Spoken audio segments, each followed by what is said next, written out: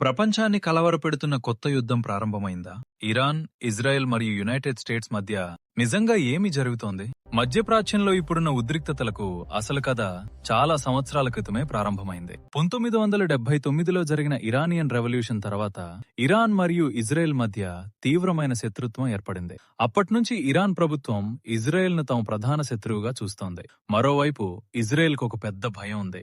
Iran అణు ఆయుధాలు తయారు చేస్తుందేమో అని.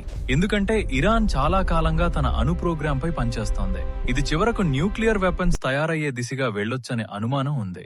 ఇదే కారణంగా యునైటెడ్ స్టేట్స్ కూడా ఇజ్రాయెల్ కు మద్దతిస్తూ ఇరాన్ పై కఠినంగా స్పందిస్తోంది.